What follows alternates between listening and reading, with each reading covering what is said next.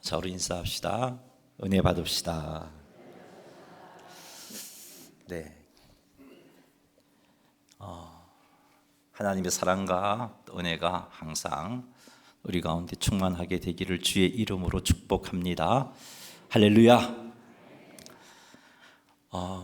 예수님의 이 비유를 우리가 지금 3주에 걸쳐서 살피고 있습니다. 그 안에 어린이 주일, 또 어버이 주일 이렇게 2주가 들어감으로 말씀이 좀 끊어졌는데 말씀을 잠시 정리하고 말씀을 나누겠습니다. 말씀을 듣는 자에게 하나님께서 요구하시는 것은 그 말씀에 대한 열매입니다. 말씀을 들었다면 결실해야 합니다. 여기서 말씀하고 있는 결실의 의미는 예를 든다면 기도하라라는 말씀을 들었다면 지속적으로 기도하는 삶을 살아가는 것, 그것이 결실입니다. 하나님께서는 우리들이 말씀 앞에 이런 열매, 이런 결실을 하기를 원하십니다. 누가복음 8장 4절에서 15절에 기록된 예수님의 말씀이 강조하는 것이 바로 말씀을 듣고는 결실하라는 겁니다. 이것을 예수님이 강조하고 계십니다. 성도들이 말씀을 듣고 결실하게 되면 많은 유익이 있습니다. 성도의 믿음이 자랍니다. 인격의 변화가 일어납니다. 점점 거룩한 삶을 살게 됩니다. 예수님 닮아갑니다. 뿐만 아니라 하나님께서 약속해 주신 것들을 누리며 살게 됩니다. 하나님께서 살아계심이 느껴지고 하나님의 살아계심이 경험되어지고, 그러니 하나님의 살아계심을 더욱더 확신하게 되고, 그래서 담대하게 살아가게 되는 것입니다. 이런 삶을 사니까 주변 사람들에게도 거룩한 영향을 끼치게 됩니다. 그래서 하나님이 영광을 받으십니다. 뿐만 아니라 비록 우리가 죄악이 관영한 세상 속에 살고 있지만, 험한 세상 속에 살고 있지만 그 가운데서도 평안을 누리게 되는 겁니다. 인생의 역경이 찾아오고 문제가 끊이지 않음에도 불구하고 절망하지 않고 두려움에 빠지지 않고 감사함으로 살아갈 수가 있습니다. 그것도 평강 가운데 살아갈 수 있는 겁니다. 그래서 예수님께서 오늘 본문을 통해서 우리들에게 많은 결실을 맺기를 원하는 겁니다. 사랑하는 성도 여러분, 이런 유익을 우리가 누렸으면 좋겠어요. 이런 유익을 사모해서 더욱더 우리 모두가 말씀을 듣는 것으로 만족하지 말고, 이 말씀 들으니까 내가 몰랐던 이런 말씀이 있었네, 이 말씀을 들으니까 이런 감동이 있네, 이 말씀을 들으니까 이런 깨달음이 있네, 이것으로 만족하지 말고 그 말씀의 열매를 맺게 되기를 주님의 이름으로 축원합니다. 말씀의 열매를 맺기 위해서 우리가 경계해야 할 것을 2주에 걸쳐서 살폈습니다. 말씀을 듣지만 그 들은 말씀을 마귀에게서 빼앗기게 되는 것, 경계해야 한다고 말씀을 드렸습니다. 우리가 말씀을 들었음에도 불구하고, 못 들은 게 아니에요, 들었어요. 들었음에도 불구하고 사탄은, 마귀는 이 말씀 때문에 우리가 구원에 이르지 못하도록 하기 위해서 수단과 방법을 가리지 않고 우리 마음에 떨어진 말씀을 빼앗아갑니다. 그래서 우리는 말씀의 열매를 맺으려면 받은 말씀을 마귀에게 빼앗기지 않아야 됩니다. 어떻게 해야 하는가? 말씀을 들을 때 기억나시겠죠? 기억나시죠? 네, 말씀을 들을 때 믿음으로 반응해야 한다고 말씀드렸습니다. 믿음으로 반응하는 말씀을 듣는 자세가 입으로 아멘 하는 거라 그랬죠. 그래서 말씀을 들을 때 여러분들이 그 말씀대로 살기를 원하고 그 말씀이 하나님의 말씀인 것이 믿어지면 그냥 고개만 끄덕이지 말고 입으로 아멘 하라는 겁니다. 입으로 시인할 때 그 말씀에 더욱더 능력이 있습니다. 두 번째, 들은 말씀을 마귀에게 빼앗기지 않으려면 성령 하나님의 도우심을 구해야 된다 그랬죠. 깨달아야 빼앗기지 않을 수 있어요. 믿어져야 빼앗기지 않을 수 있어요. 그리고 성령님의 도우심을 얻어서 순종해버리면 빼앗기지 않을 수 있습니다. 그래서 우리는 말씀을 들을 때 마귀에게 그 말씀을 빼앗기지 않으려면 성령님을 의지해야 돼요. 하나님, 오늘도 이 말씀을 깨닫게 해주시고 믿을 수 있게 해주시고 순종할 수 있게 도와주십시오 라는 이런 자세로 성령님을 의지해야 합니다. 이렇게 하면 우리는 말씀의 열매를 맺을 수가 있어요. 자, 우리 그때 들었던 말씀을 기억하면서 구호 한번 외쳐보겠습니다. 비춰주세요. 시작. 말씀은 아멘으로, 깨달음은 성령으로, 열매는 삶으로. 자, 이게 첫 번째 나누었던 말씀입니다. 두 번째 나누었던 말씀은 말씀의 열매를 맺기 위해서 경계해야 할 것은요, 말씀을 의심하는 것, 경계해야 한다고 말씀을 드렸습니다. 말씀을 의심하게 되면은 말씀의 열매를 맺을 수 없습니다. 아무리 환경이 주 받은 말씀과 동떨어져 있다 할지라도 의심하지 말고 그 말씀을 믿어야 합니다. 이렇게 하기 위해서 필요한 자세가 끊임없이 하나님으로부터 은혜를 공급받아야 한다라고 말씀드렸습니다. 이것이 이제 바위에 떨어진 씨였죠. 바위라는 것, 반석이라는 것이 흙이 얕은 돌밭이라고 말씀드렸잖아요.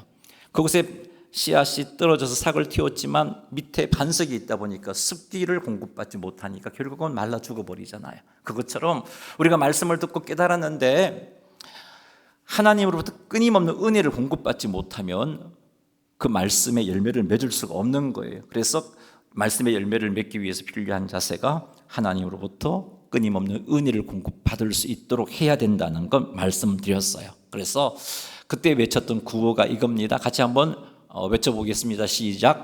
은혜를 공급받아 흔들리지 않는 믿음으로 열매를 맺자. 자, 이 두 가지였고요. 자, 오늘 또 역시 예수님의 비유를 가지고 말씀을 살피겠습니다.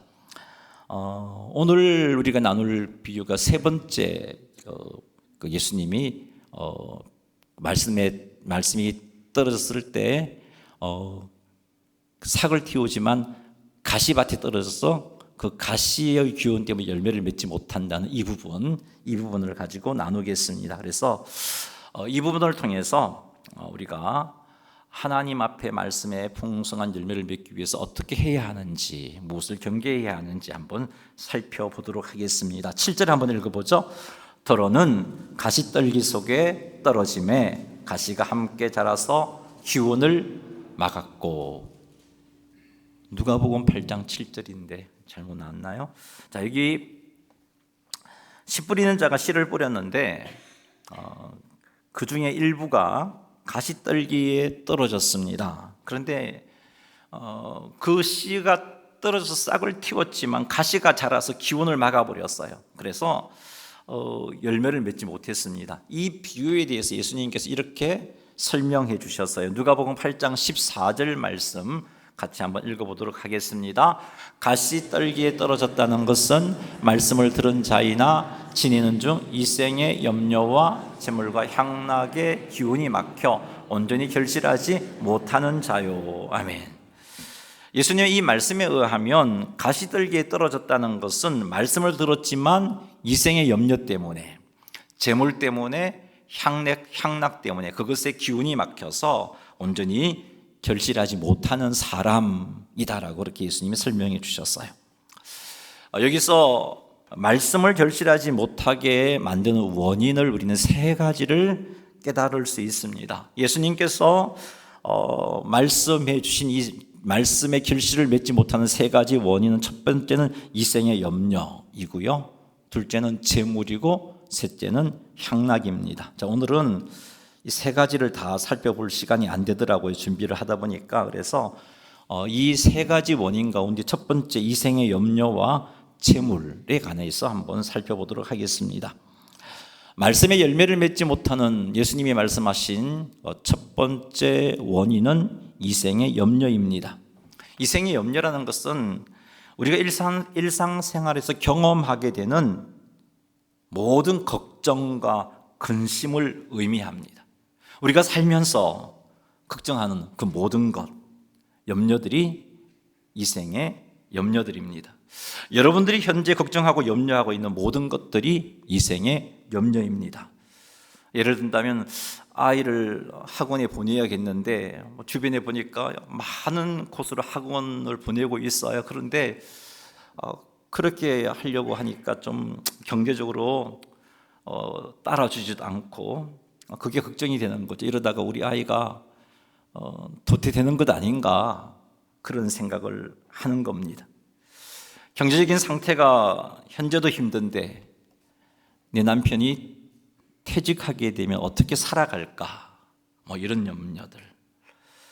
직장에서 나보다 뛰어난 자들이 너무 많은데 내가 인정받지 못해서 승진하지 못하고 그렇게 참 인정하지 못한 채 그렇게 지내게 되면 어떻게 하나 이런 염려들. 직장의 상태가 좋지 못한 때 직장을 잃게 되면 어떻게 먹고 살까? 이런 것들. 내 자녀가 제대로 대학에 진학할 수 있을까? 직장을 구할 수 있을까? 결혼할 수 있을까? 이런 것들. 암에 걸리면 어떻게 하지? 현재 앓고 있는 이 병이 나를 더 힘들게 하면 어떻게 하지? 이런 염려들. 다른 사람들이 나를 싫어하면 어떻게 하나? 나의 이런 행동들을 사람이 싫어하면 어떻게 하지? 이런 염려들. 이런 것들이 다 이 생의 염려입니다. 이런 염려에 성도들이 사로잡히게 되면 말씀을 들어도 그 말씀을 묵상하는 데 집중할 수가 없습니다. 말씀을 들었음에도 불구하고 말씀을 묵상하지 않으면 순종할 수가 없어요. 그러니까 순종하지 못하니까 열매 맺는 삶을 살 수가 없는 겁니다. 제가 조금 전에 몇 가지 예를 들었지만 이 생의 염려의 종류들이 너무 많잖아요. 그 염려의 내용이 무엇이든지 간에 우리가 염려에 사로잡히게 되면 그 염려를 해결하는 것이 내 삶의 목적이 되어버려요. 재정적인 염려에 빠진 사람이 재정적인 염려를 해결하려고 그 일에 내 삶에 초점을 맞추어서 그 일에 힘을 쓰게 됩니다. 건강의 염려에 빠진 사람은 건강을 위하는 일의 삶의 목표가 재설정됩니다. 다른 사람들이 어떻게 생각하는지에 염려가 되는 사람은 다른 사람들의 생각과 말에 삶의 초점이 맞추어져서 그 사람 비위에 맞게 살려고 삶의 목표가 바뀌게 되어버리는 겁니다. 그래서 말씀을 묵상하고 말씀에 순종하는 일에 헌신하기보다는 재정적인 문제를 해결하는 일에 더 우선순위를 두게 됩니다. 건강을 위하는 일에 더 우선순위를 두게 됩니다. 하나님의 말씀에 순종하는 것보다는 다른 사람들이 어떻게 생각하는가가 더 큰 가치를, 그거의 일에 가치를 두게 되는 겁니다. 그래서 말씀을 묵상하는 것도 힘들 뿐만 아니라 묵상했다 할지라도 순종하는 게 힘들어져요. 순종하려고 하니까 저 사람이 이렇게 생각할 것 같고 이 사람이 이렇게 생각할 것 같고, 그래서 순종하지 못하는 겁니다. 기도 생활도 뒷전으로 밀립니다. 삶의 우선순위가 이것에 가버리니까 기도 생활도 안 되죠. 묵상도 안 되죠. 순종도 안 되죠. 그러니 은혜도 공급받지 못하게 되고 말씀을 듣고 깨달았음에도 불구하고 열매를 맺지 못하는 겁니다. 뿐만 아니라 염려는 우리로 하여금 하나님을 신뢰하는 믿음을 흔들어 버립니다. 하나님을 신뢰하지 못하니, 하나님을 믿지 못하니 하나님 말씀에 순종하는 것도 어려워집니다. 기억하십시오. 염려는 우리로 하여금 하나님의 말씀을 듣고서도 그 말씀에 열매를 맺지 못하는 거예요. 열매 맺지 못하게 만드는 원인인 겁니다. 그러니 여러분, 염려가 하나님이 원하시는 말씀의 열매를 막는 것임을 우리가 꼭 기억하고, 염려가 생겼을 때 우리는 이 염려를 묵상하면 안 돼요. 말씀을 묵상해야지. 염려를 하나님께 맡겨야 돼요. 베드로전서 5장 7절 말씀 같이 한번 읽어보겠습니다. 너희 염려를 다 주께 맡기라. 이는 그가 너희를 돌보심이라. 하나님은 우리 아버지께서 우리를 돌보신다라고 말씀하고 있어요. 그래서 맡기라는 겁니다. 우리의 형편과 처지를 다 아시는 하나님께서 우리를 돌보시고 계시다는 겁니다. 그러니 우리를 돌보시는 그 하나님을 믿고, 그 하나님 어떤 하나님이에요? 전능하신 하나님, 나의 문제보다 크신 하나님, 나를 사랑하신 하나님이잖아요. 그 하나님을 믿고 염려를 하나님께 맡기라라고 베드로 전서가 우리에게 말씀해 주고 있습니다. 염려하면요, 믿음이 흔들린다고 말씀드렸잖아요. 염려하면요, 우리의 삶의 초점이 하나님을 보는 것에서 염려하는 문제로 틀어져 버려요. 그래서 우리는 열매를 맺을 수 없는 겁니다. 마태복음 6장 30절에서 32절 말씀 같이 한번 읽어보겠습니다. 오늘 있다가 내일 아궁이에 던져지는 들풀도 하나님이 이렇게 입히시거든 하물며 너희일까 보냐. 믿음이 적은 자들, 그러므로 염려하여 이르기를 무엇을 마실까 무엇을 입을까 하지 말라. 이는 다 이방인들이 구하는 것이라. 너희 하늘 아버지께서 이 모든 것이 너희에게 있어야 할 줄을 아시느니라. 예수님 말씀이잖아요.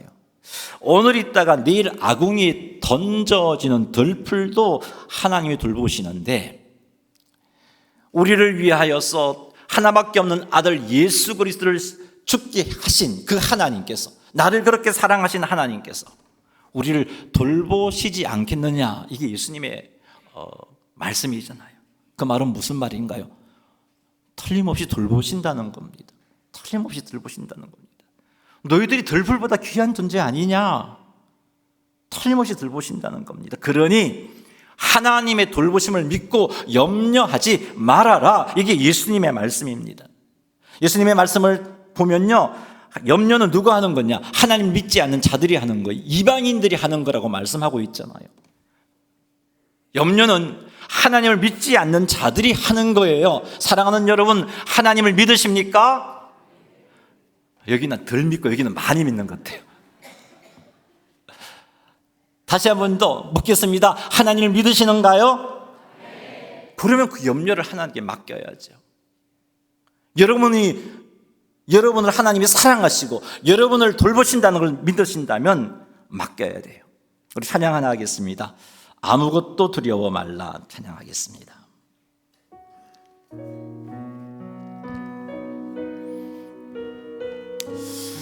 하나님을 신뢰하고서 이 염려가 말씀의 열매를 맺지 못하는 거니까 이건 내려놓고 주님 바라보겠다는 마음으로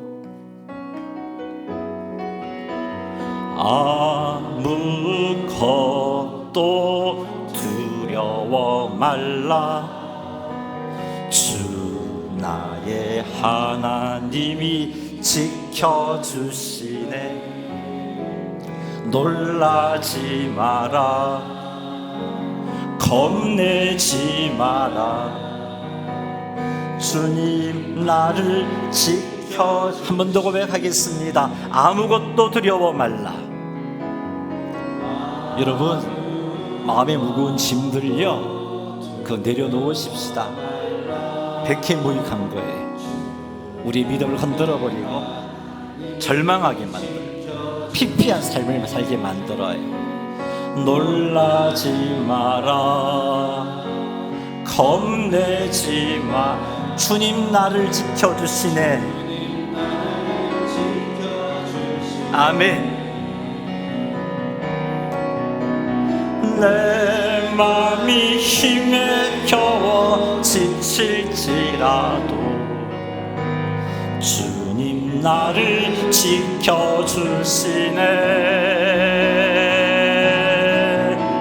세상의 험한 풍파 몰아칠 때도 주님 나를 지켜주시네. 믿음으로 한번 고백하겠습니다. 주님은 나의 산성, 님은 나의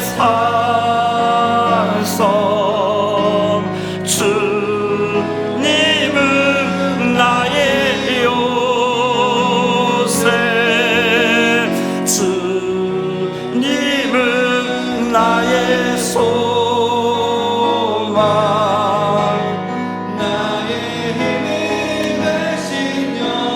내 맘이 힘에 겨워 지칠지라도 내 맘이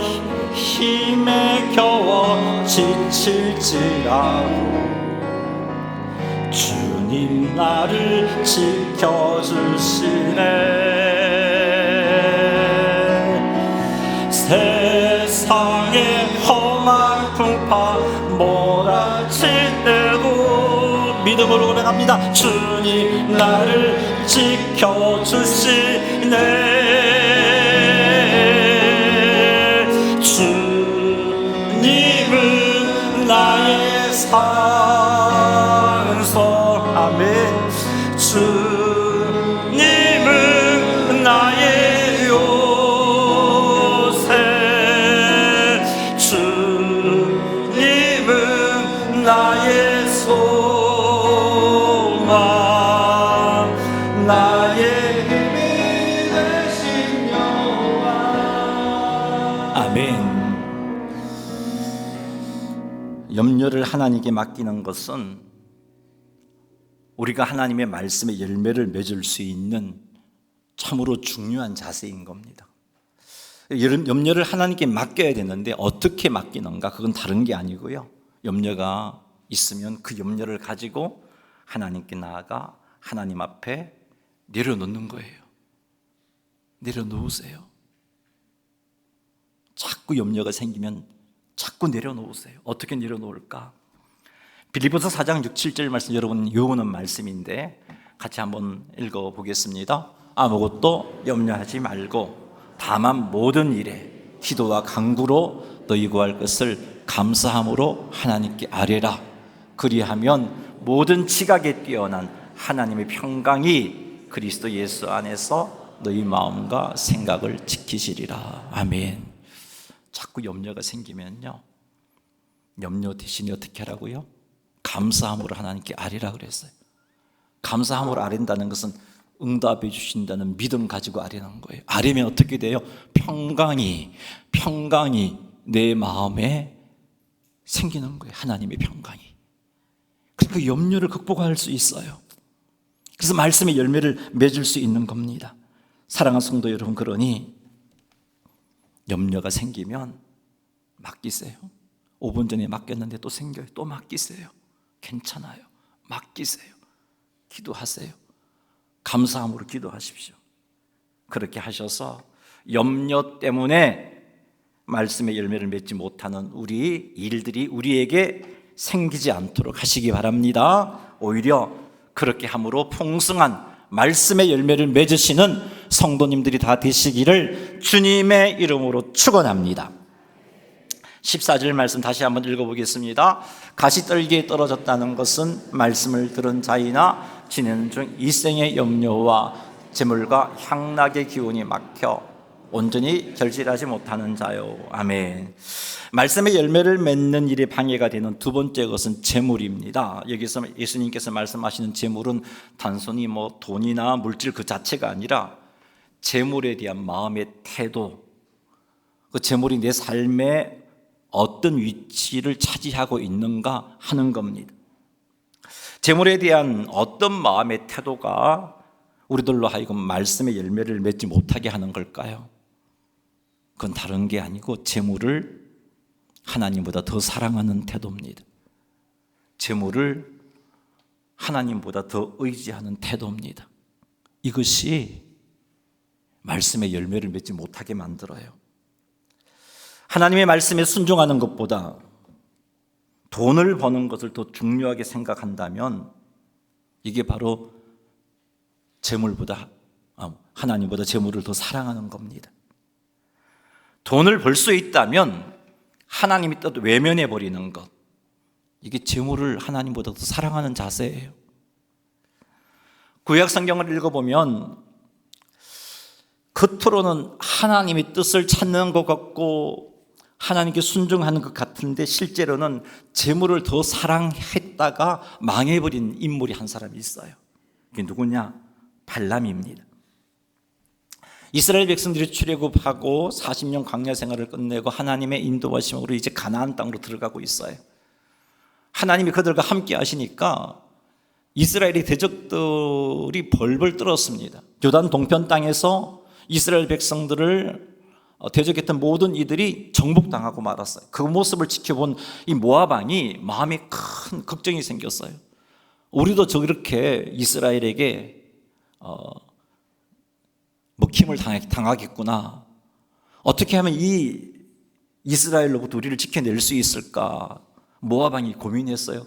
그렇게 고민하던 중에 발람에 대한 소문을 들었어요. 발람이라는 사람은 그 사람이 영적인 능력이 있는지 몰라도 그 사람이 축복하니까 복을 받고 그 사람이 저주하니까 저주를 받더라는 그 소식을 모압 왕이 듣게 됩니다. 그래서 이 모압 왕이 그 신하들에게 많은 재물과 또 약속, 발람이 오면 엄청난 명예도 주겠다는 약속을 주고서 발람에게 보냅니다. 발람이 모압 왕이 보낸 그 신하들을 통해서 이 모압에 가서 이스라엘을 저주해 달라는 이야기를 들었을 때 바로 가지 않았어요. 잠시 기다려봐라. 내가 하나님께 한번 물어보겠다 그럽니다. 하나님의 뜻이 무엇인가? 여기까지는 좀 그럴싸한 모습이에요. 근데 하나님께서 발람에게 그들과 함께 가지도 말고 이스라엘을 저주도 하지 말아라 라고 분명히 말했어요. 그래서 하나님이 뜻이 그러니까, 하나님 말씀이 그러니까 발람이 거절합니다. 안 가겠다라고. 그래서 이 사신들이 돌아갔다가 모압 왕이 다시 더 큰 재물을 보내고 다시 요청을 합니다. 더 많은 재물을 가지고 요청하니까 발람이 어떻게 행동해요? 기다려봐라. 내가 하나님께 물어보겠다. 아니 그럴 필요가 없잖아요. 분명히 하나님 말씀하셨잖아요. 그들과 함께 가지 말아라. 저주하지 말아라. 이게 하나님의 말씀이고 뜻이에요. 근데 어떻게 합니까? 기다려봐라. 내가 하나님께 또 물어보겠다는 거죠.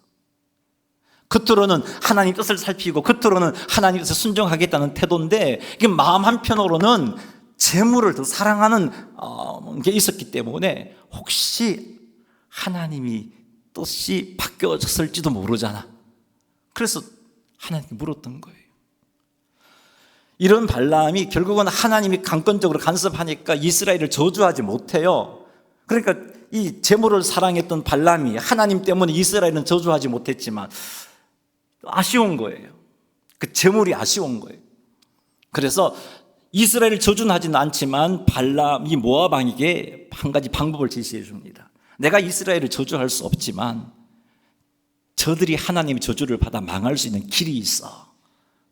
그래서 이 이스라엘 백성들을 우상 숭배에 빠지게 만들면 저들이 하나님의 저주를 받아 망할 거야 라는 묘책을 전해줍니다. 그 결과 이스라엘은 우상 숭배에 빠지게 되고 엄청난 하나님의 진노가 고통을 겪게 되죠. 그리고 발람도 나중에 하나님의 심판으로 죽임을 당하게 됩니다.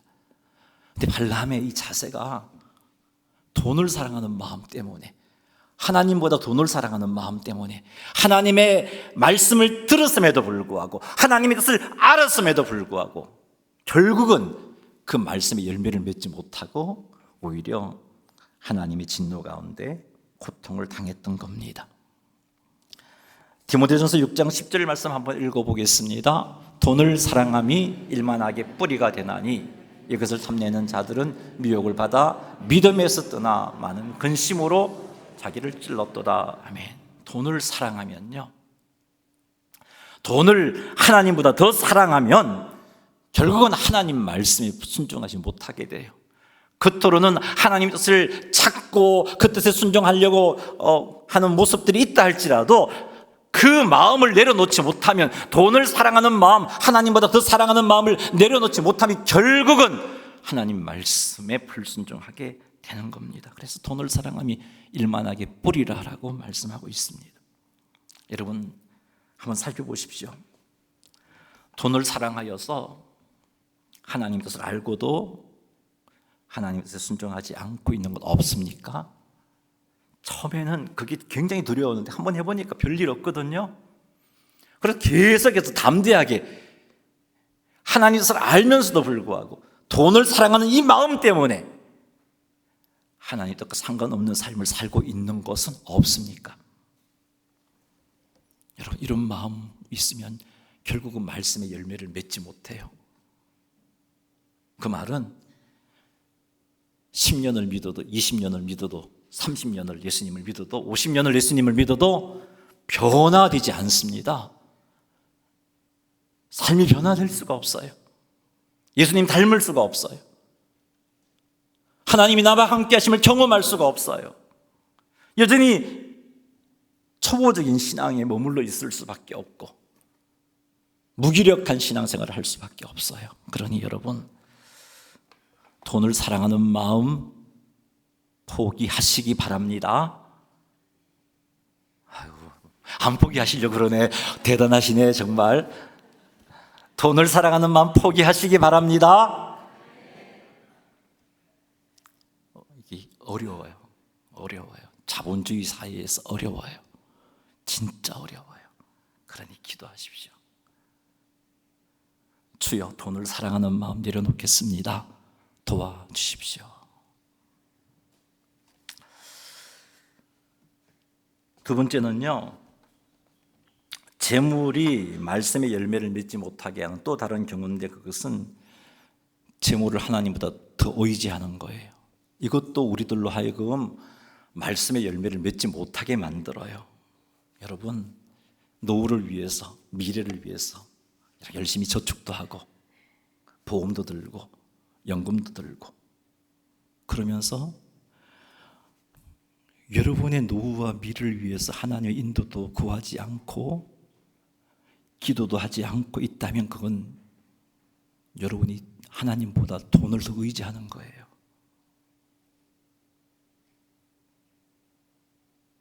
이런 모습은요, 말씀의 열매를 맺지 못하게 만들어요. 물질의 어려움이 생길 때 두려움에 사로잡히고 불안에 사로잡히는 것도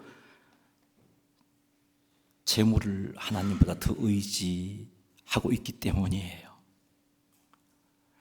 경제적인 어떤 수입의 어떤 통로가 줄어들었을 때 염려하는, 이것도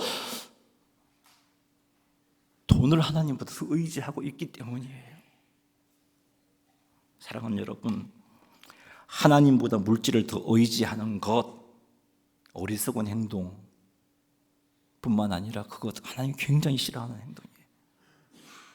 하나님 가정이 여긴 행동이에요. 그게 우상숭배잖아요. 하나님보다 더 의지하는 것, 그 우상숭배예요. 그러니 여러분,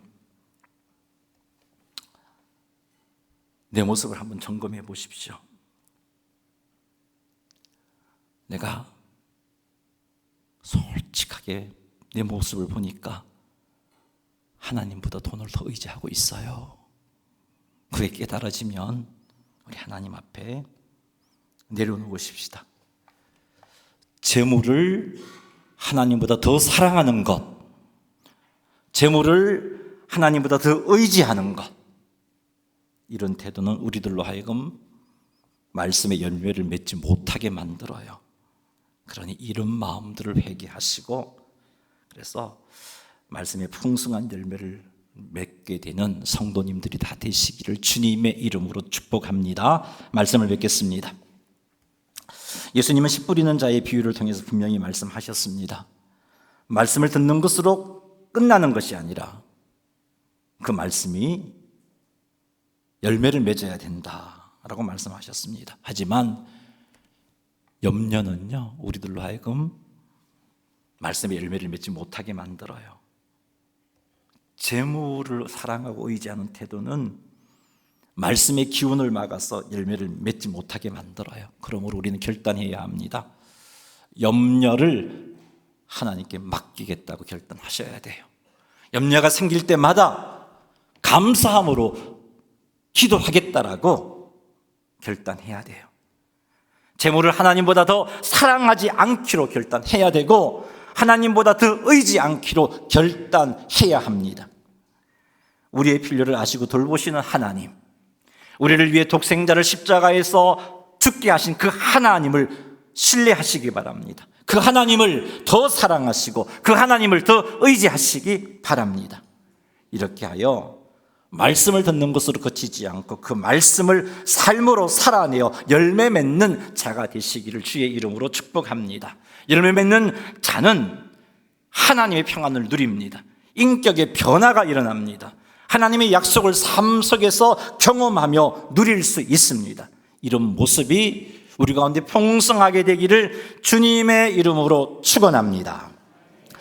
우리 한번 구호 한번 외쳐보겠습니다. 3번 외칠 거예요. 그리고 결단하셨으면 좋겠어요. 시작. 말씀의 열매를 위해 염려는 맡기고 재물보다 하나님을. 한 번 더.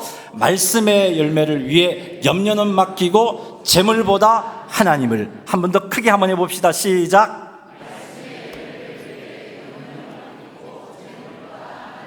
아멘. 우리 3가지 기도 제목 드립니다. 이 제목 가지고 한번 기도하고 말씀 마무리하겠습니다. 주의 이름 한번 부르고 간절하게 기도하겠습니다. 주여, 하나님 아버지, 염려를 하나님께 온전히 맡